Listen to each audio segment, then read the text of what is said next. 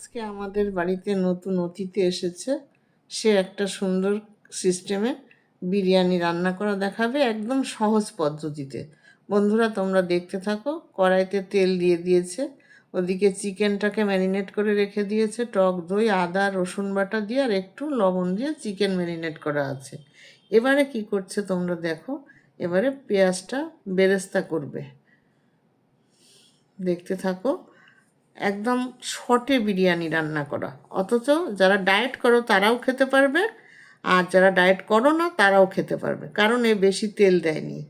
ও নিজে ডায়েট করে, এদিকে আমার সোনাও ডায়েট করে, তাই বলছে আজকে আমি বিরিয়ানিটা রান্না করে দেখিয়ে দিয়ে যাব যে ডায়েটের বিরিয়ানি কেমন হয়। আরও শর্টে রান্না হবে। পেঁয়াজ বেরেস্তা করা হয়ে গেল, কেটে রাখা আলু এবার এইগুলোকে ভেজে নেবে। এটা ভাজা হচ্ছে, আমি দাঁড়িয়ে দাঁড়িয়ে ক্যামেরা করছি আর কথা বলছি।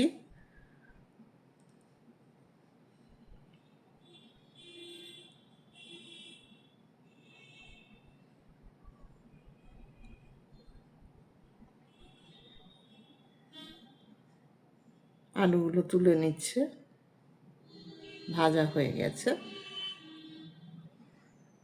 এবার এই তেলের মধ্যে কি দেবে দেখো, গরম মশলা যা থাকে, এলাচ, লবঙ্গ আর দারচিনি।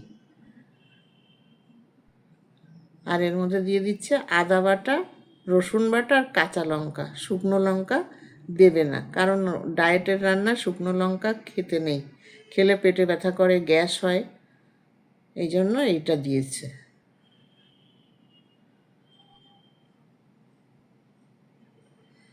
এটার কাঁচা গন্ধটা যাওয়া পর্যন্ত কষাতে হবে। তেল দেখেছো, তেল কিন্তু আর দেয়নি, ওই একবারে যা দিয়েছিল তাই দিয়েই সব করছে।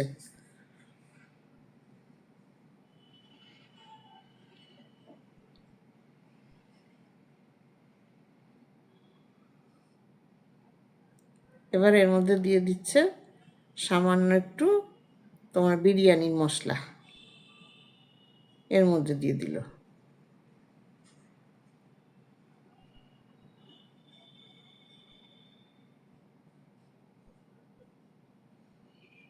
আলুগুলো ঢেলে দিল আবার। এখন ম্যারিনেট করা চিকেনটা দিয়ে দেবে।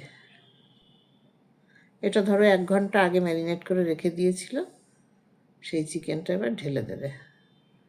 লক্ষ্য করছো তেল আর এক ফোঁটাও দিয়েছে, আর কিন্তু দেয়নি, সেইটুকু তেলেই।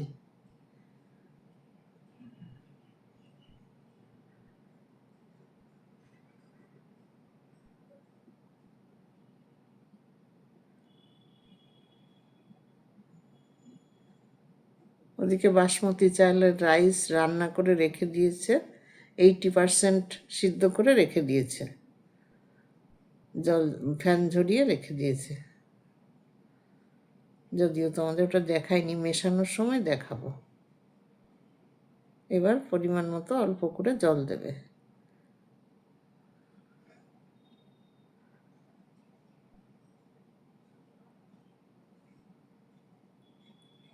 ঢাকা দিয়ে দিল।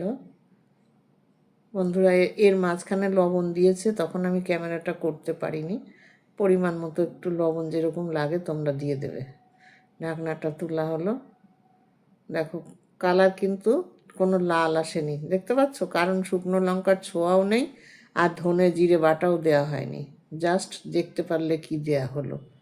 তোমরা এইভাবে রান্না করে খেও, ডায়েটের রান্না, যারা ডায়েট করো তারাও খেও, যারা ডায়েট করো না তারাও খেও।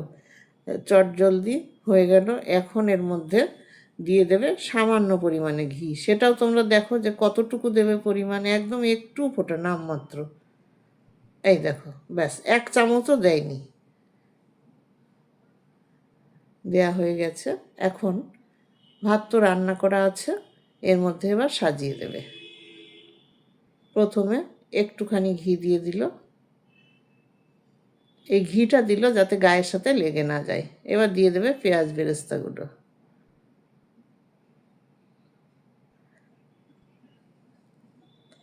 দিয়ে এর মধ্যে মাংস উঠিয়ে দেবে।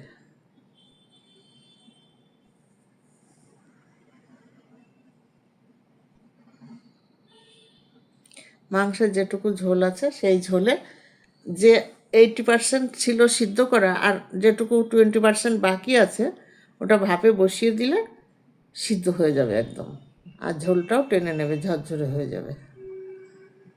তাহলে দেখো কত তাড়াতাড়ি রান্না হয়ে যাচ্ছে, আর কোনো অত মাল মশলা দেওয়ার কোনো ব্যাপার নেই। দেখতে পারলে এবার ঢাকা দিয়ে রাখছে, কিছুক্ষণ পরে ফিরে আসবো আমরা। দেখো ফিরে আসলাম, কেমন হয়েছে। এবার থালাতে মানে সার্ভ করে দিচ্ছে শোনার জন্যে। দেখো কত সুন্দর দেখতে হচ্ছে, একদম ঝরঝরে। তা বন্ধুরা, কেমন লাগলো তোমরা কমেন্টস করে জানিও, এইভাবে রান্না করে তোমরা খেও।